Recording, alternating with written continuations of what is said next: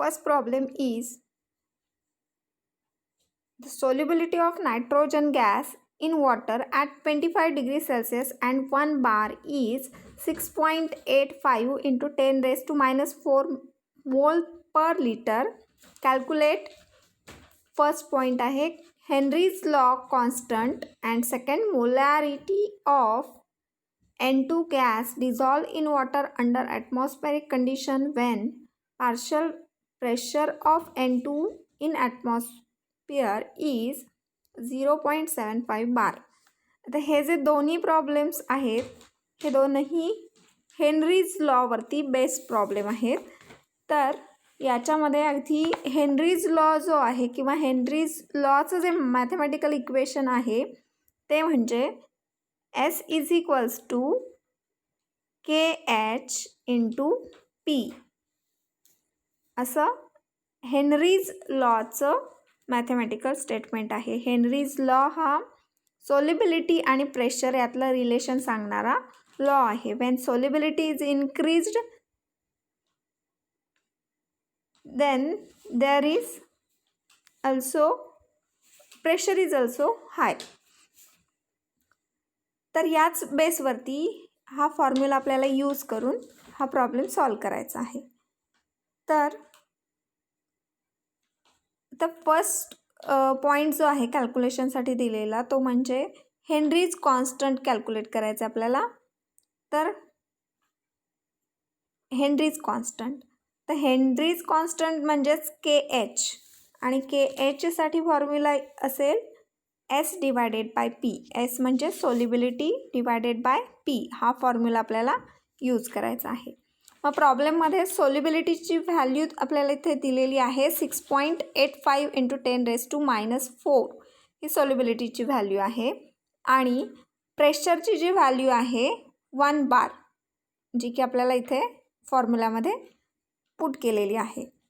मग नेक्स्ट जो असेल की calculation as a 6.85 into 10 raise to minus 4 divided by 1 आहे. म्हणजेच ॲन्सर जे येणार आहे ते म्हणजे 6.85 इंटू 10 रेज टू मायनस 4 मोल पर लिटर पर बार हे त्याचं ॲन्सर असेल. फर्स्ट पॉईंट आपला KH कॅल्क्युलेशन इथे झालेलं आहे. आता नेक्स्ट जो पॉईंट आहे किंवा सेकंड जे विचारलेलं आहे क्वेश्चनमध्ये molarity of N2 gas dissolve in water under atmospheric conditions when partial pressure of N2 in atmosphere is 0.75 bar. ठीक आहे. म्हणजेच आता इथे नायट्रोजन याचं पार्शल प्रेशर दिलेलं आहे. ठीक आहे. मग आता हे पार्शल प्रेशर जे आहे हे पार्शल प्रेशर म्हणजेच आपल्याला काढायचं काय आहे तर नायट्रोजन गॅस याची सोल्युबिलिटी काढायची आहे. म्हणजेच S कॅल्क्युलेट करणार आहोत. म्हणजेच फॉर्म्युला परत काय येणार आहे S is equals to KH into P. As a KH आता इथे एकाच प्रॉब्लेममधले आपल्याला म्हणजे हे दोन्ही कॅल्क्युलेशन्स आहेत. फर्स्ट पॉईंट आपला KH आहे. नेक्स्ट जो विचारलेला आहे तो सोल्युबिलिटी ऑफ N2 गॅस आहे. ठीक आहे. म्हणजेच काय तर सेम प्रॉब्लेममधलाच पॉईंट असल्यामुळे आपल्याला जो काही इथे Kची व्हॅल्यू आपण कॅल्क्युलेट केलेली आहे तीच Kची व्हॅल्यू आपण या सेकंड प्रॉब्लेममध्ये म्हणजेच सेकंड पॉईंटमध्ये सेम Kची व्हॅल्यू यूज करणार आहोत. आणि आता आपण सोल्युबिलिटी पर्टिक्युलरली कोणाची काढतो आहे तर N2 गॅसची. ठीक आहे. N2 गॅसची आपण सोल्युबिलिटी कॅल्क्युलेट करतो आहे. मग N2 गॅसची सोल्युबिलिटी कॅल्क्युलेट करायची असेल तर आपल्याला N2चंच काय लागणार आहे प्रेशर लागेल. ठीक आहे. जे की आपण पार्शल प्रेशरने मेन्शन करतो. ठीक आहे. मग ते आहे इथे 0.75 बार. म्हणजेच आपल्याला इथे KHची व्हॅल्यू मेन्शन केली आहे आणि नेक्स्ट मल्टिप्लाय बाय 0.75. ठीक आहे. तर ॲन्सर येईल 5.138 इंटू 10 रेज टू मायनस 4 हे त्याचं ॲन्सर असेल. आता नेक्स्ट प्रॉब्लेम जो आहे हा नेक्स्ट प्रॉब्लेम बघा. आता याच्यामध्ये the Henry's law constant of methyl bromide is 0.159 mole per liter per bar at 25 degrees Celsius. What is the solubility of methyl bromide in water at 25 degree Celsius and at pressure of 130 mmHg. आता इथे mention जे केलेलं आहे, first point जो आहे तो म्हणजेच काय आहे, हेनरीज कॉन्स्टंट, जो की 0.159 मोल पर लिटर पर बार असा आहे. म्हणजेच आपल्याला KH व्हॅल्यू दिलेली आहे. ठीक आहे. हेनरीज कॉन्स्टंट कोणासाठी आहे, हा मिथिल ब्रोमाइड. ठीक आहे. मिथिल ब्रोमाइडचं जे सोल्युशन आहे त्याच्यासाठी KH व्हॅल्यू मेन्शन केलेली आहे. ॲट 25 डिग्रीला ही व्हॅल्यू आहे. आणि क्वेश्चन जो आहे तो म्हणजे काय आहे आपला, तर what is the solubility of methyl bromide at 25 degree Celsius and at pressure of 130 mmHg. म्हणजे आपल्याला सोल्युबिलिटी कॅल्क्युलेट करायची आहे आणि प्रेशर कुठल्या प्रेशरला, तर 130 mmHg या प्रेशरला. ठीक आहे. म्हणजेच KHची व्हॅल्यू इथे आपल्याला मेन्शन केली आहे. त्याच्यानंतर इथे सोल्युबिलिटी फाइंड करायची आहे. पण ही आपल्याकडे बघा KHची व्हॅल्यू जी दिसते आहे किंवा KHमध्ये युनिट काय येत आहे, मोल पर लिटर पर बार असं आहे. आणि प्रेशरचं जे युनिट आपल्याला दिसतं आहे ते म्हणजे mmHgमध्ये आहे. ठीक आहे. या mmHgचं या प्रेशरचं जे युनिट इथे मेन्शन केलं आहे mmHg, या mmHgचं कन्व्हर्जन आपल्याला बारमध्ये करायचं आहे. कारण KHची जी व्हॅल्यू आहे तिथे आपल्याला बार मेन्शन केलेला दिसतो आहे. बरोबर. म्हणजे प्रेशरचं पण युनिट आपल्याला काय असायला हवं आहे, तर बार असायला हवं आहे. म्हणजे आपल्याला इथे काय करायचं आहे, तर कन्व्हर्जन्स करायचे आहेत. कशाचे, या प्रेशर mmHgमध्ये जे प्रेशर आहे त्याला आपल्याला बारमध्ये कन्वर्ट करायचं आहे. आणि फॉर्म्युला आपल्याला क्वेश्चन सोल्युबिलिटी फाइंड करायची आहे. KHची व्हॅल्यू आहे, Pची पण व्हॅल्यू आहे, दोन्ही आपल्याला पुट करून सोल्युबिलिटी फाइंड करायची आहे. फक्त डिफिकल्टी कुठे आहे, तर प्रेशर जे आहे ते mmHgमध्ये आहे, त्याला आपल्याला बारमध्ये कन्वर्ट करायचं आहे. ठीक आहे.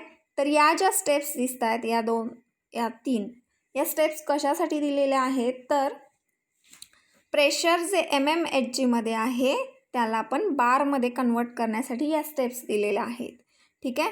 मग फर्स्ट स्टेपमध्ये काय आहे, तर हे 130 mmHgला आपण 1 divided by 760 mmHg per atmosphere या नंबरने मल्टिप्लाय करतो आहे. ठीक आहे. म्हणजेच आपण काय करतो आहे, तर याला फर्स्ट स्टेपमध्ये mmHg या प्रेशरच्या युनिटला ॲटमॉस्फिअरमध्ये कन्वर्ट करतो आहे. ठीक आहे. म्हणजेच आपण फर्स्ट स्टेपमध्ये काय करणार आहोत, mmHgचं कन्वर्जन ॲटमॉस्फिअरमध्ये, फर्स्ट स्टेपमध्ये mmHgचं कन्वर्जन ॲटमॉस्फिअरमध्ये करणार आहोत आणि नंतर मग ॲटमॉस्फिअरचं कन्वर्जन बारमध्ये करणार आहोत. ठीक आहे. अशा स्टेपमध्ये आपण 3 स्टेपमध्ये जाणार आहोत. ठीक आहे. मग mmHgचं कन्वर्जन ॲटमॉस्फिअरमध्ये करताना काय करतो आपण, 1 डिवायडेड बाय 760ने मल्टिप्लाय करायचं. ठीक आहे. किंवा या 1 डिवायडेड बाय 160लाच कॅल्क्युलेट जर केलं आपण, 1 डिवायडेड बाय 760ला जर आपण कॅल्क्युलेट केलं तर ॲन्सर जे आहे ते म्हणजे 0.001315 असं येतं. मग तुम्ही एकतर याने मल्टिप्लाय करा, या नंबरने 130ला मल्टिप्लाय करा, किंवा या नंबरने मल्टिप्लाय करा. ठीक आहे. कुठलंही चालणार आहे. म्हणजेच फर्स्ट स्टेपमध्ये आपण काय करतो आहे, या mmHgचं कन्वर्जन ॲटमॉस्फिअरमध्ये करतो आहे, त्याच्यासाठी आपण हा फॅक्टर घेतलेला आहे. ठीक आहे. मग हे कॅल्क्युलेशन जे आहे ते आपल्याला ॲन्सर्स काय देत आहेत, 0.171 ॲटमॉस्फिअर. ठीक आहे. म्हणजे आपलं काय कन्वर्जन झालं आता, mmHgचं ॲटमॉस्फिअरमध्ये कन्व्हर्जन झालं. म्हणजेच काय आहे ते 130 mmHgचं कन्व्हर्जन ॲटमॉस्फिअरमध्ये केलं. ते किती आलं? 0.171 ॲटमॉस्फिअर आन्सर आलं. ठीक आहे. आता काय करायचं आपल्याला, या ॲटमॉस्फिअर मधल्या प्रेशरला काय करायचं आहे, बारमध्ये कन्वर्ट करायचं आहे. ठीक आहे. तर आता बारमध्ये कन्वर्ट करण्यासाठी मग इथे आपल्याला काय दिसतोय, कुठला नंबर दिसतोय, तर तो आहे 1.013. ठीक आहे. या नंबरने आपल्याला या ॲटमॉस्फेरिक प्रेशरला मल्टिप्लाय करायचं आहे, म्हणजे ॲन्सर आपलं येतं बारमध्ये. ठीक आहे. म्हणजे या सगळ्या स्टेप्स कशासाठी आलेल्या आहेत, तर mmHgचं कन्वर्जन आपण बारमध्ये करतो आहे. 3 स्टेपमध्ये आपण केलं, ते म्हणजे mmHg याचं फर्स्ट कन्वर्जन कुठे केलं आपण, ॲटमॉस्फिअरमध्ये केलं, आणि नंतर ॲटमॉस्फिअरचं कन्वर्जन बारमध्ये केलेलं आहे. ठीक आहे. या 3 स्टेपमध्ये आपण हे कन्वर्जन्स केलेलं आहे. आता नेक्स्ट स्टेपमध्ये आपण काय करणार, फॉर्म्युला आपला हा असेल, आणि S = KH × P. Kची value given आहे आणि हा असेल आपला P. या 2 व्हॅल्यूज आपण फॉर्म्युलामध्ये ठेवणार आहोत, आणि नेक्स्ट स्टेपमध्ये ॲन्सर आपल्याला दिसेल ते म्हणजे काय असेल, इथे हे मल्टिप्लिकेशन ही स्टेप आहे, आणि नेक्स्ट स्टेपमध्ये ॲन्सर आहे 0.271 m. म्हणजेच m का आला इथे, तर m म्हणजेच काय, तर मोल पर लिटर. ठीक आहे. त्यालाच आपण m म्हणू शकतो, मोलॅरिटी. ठीक आहे. म्हणजे इथे प्रॉब्लेममध्ये पण तुम्हाला वर्ड जो आलेला आहे तो म्हणजे what is the solubility of methyl bromide in water at 25 and 1 atmospheric pressure. म्हणजे आपला ॲन्सर सोल्युबिलिटी आपण इथे फाइंड केली आहे. ठीक आहे. हे 2चे प्रॉब्लेम होते ते हेनरीज लॉवरती. आणि नेक्स्ट जो प्रॉब्लेम आहे तो म्हणजे आपला नेक्स्ट जो पॉईंट आहे तो रॉल्स लॉ, या लॉवरती प्रॉब्लेम बघायचा आहे. ठीक आहे. आता हा रॉल्स लॉ जो आहे, या रॉल्स लॉ जो आहे तो होलाटाईल सोल्युशनसाठी आहे, आणि त्या होलाटाईल सोल्युशनसाठी म्हणजे त्या होलाटाईल सोल्युशनचं प्रेशर कॅल्क्युलेट करण्यासाठी आपण तो लॉ जो आहे तो डिराईव्ह केलेला होता. आता याच्यामध्ये आपल्याला हा प्रॉब्लेम जो आहे त्याच बेसवरती आहे. तो प्रॉब्लेम बघा, the vapour pressure of pure liquid A and B are 450 mmHg and 700 mmHg respectively at 350 Kelvin. Find the composition of liquid and vapor if total vapor pressure is 600 mm असं आहे. आता याच्यामध्ये प्रॉब्लेममध्ये काय आहे, तर आपल्याला 2 लिक्विड्स मेन्शन केलेले आहेत, ते म्हणजे कुठले आहेत, A आणि B हे 2 लिक्विड आहेत, आणि त्या दोघांचं वेपर प्रेशर जे आहे ते म्हणजे फर्स्टचं आहे 450 आणि सेकंडचं 700 mmHg रिस्पेक्टिवली ॲट 300 केल्विन. मग पुढे फाइंड करायला जे सांगितले ते म्हणजे काय, composition of liquid and vapour if total vapour pressure is 600. म्हणजेच टोटल वेपर प्रेशर जे आहे ते 600 आहे, आणि फाइंड करायला सांगितले आपल्याला composition of liquid and vapour, हे कॅल्क्युलेशनसाठी आहे. आता याच्यामध्ये 2 कंपोनंट, दोघांचं वेपर प्रेशर आहे. मग आपण फर्स्ट कंपोनंट जो आहे त्याचं जे वेपर प्रेशर आहे ते इथे P1 ने इंडिकेट केलेलं आहे, आणि सेकंड वन P2 ने इंडिकेट केलेलं आहे. तर सिमिलरली हे 2 कंपोनंटचे वेपर प्रेशर्स आहेत, आणि टोटल सोल्युशनचं वेपर प्रेशर जे आहे ते 300 mmHg आहे. ठीक आहे. मग फॉर्म्युला जो आहे तो फॉर्म्युला म्हणजेच काय असेल, तर P = in bracket P20 - P10 × x2 + P10. P10 म्हणजेच vapour pressure of one component, first component. P20 means vapour pressure of second component आणि P जो असेल तो टोटल व्हेपर प्रेशर आहे. ठीक आहे. मग आपल्याला